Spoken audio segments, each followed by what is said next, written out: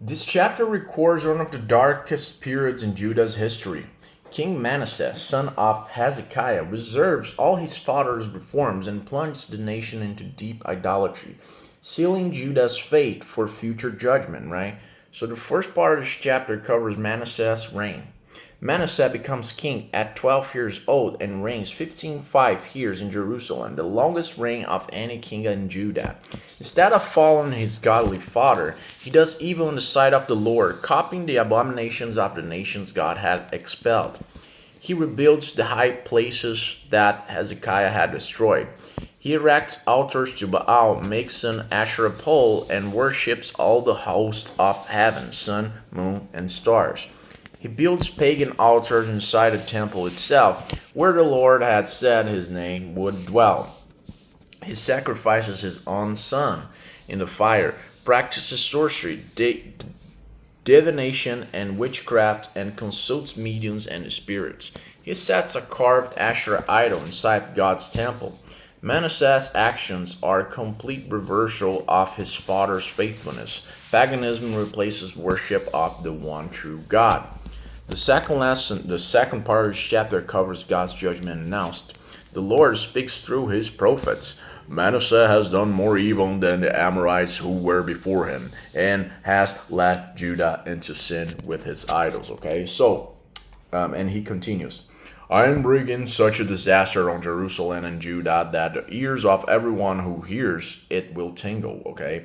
I will stretch over Jerusalem the measuring line used against Samaria and the plumb line against the house of Ahab. I will wipe Jerusalem as one wipes a dish, turning it upside down. God says he will forsake his inheritance because his people have provoked him since the day he brought them out of Egypt. The judgment is irreversible. Manasseh's sins pushed Judah past the point of no return. The third part of this chapter covers Manasseh's violence. Manasseh sheds very much innocent blood, filling Jerusalem with it, right? So he leads Judah to do more evil than the nations God had destroyed before them. He dies and is buried in his palace garden, the garden of Uzzah. His son Amon succeeds him. Manasseh's reign leaves a legacy of blood, idolatry, and spiritual decay. The fourth part of this chapter covers Amon's short, evil reign. Amon becomes king at 22 years old and reigns only 2 years. He does evil like his father Manasseh, worshipping idols and rejecting the Lord. His officials conspire against him and assassinate him in his palace. The people kill the conspirators and make his son Josiah king.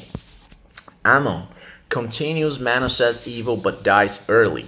Yet from this darkness will rise one of Judah's greatest reformers, Josiah, right?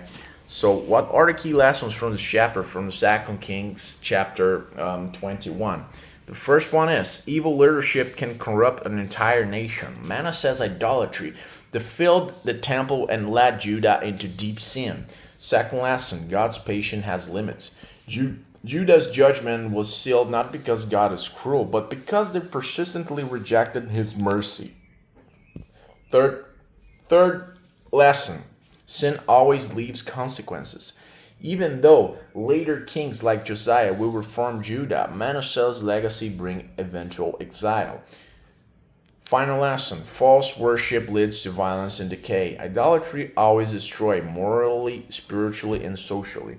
In summary, Manasseh, Judah's longest reigning king, leads the nation into gross idolatry and bloodshed, undoing his Hezekiah's reforms and filling the temple with pagan altars.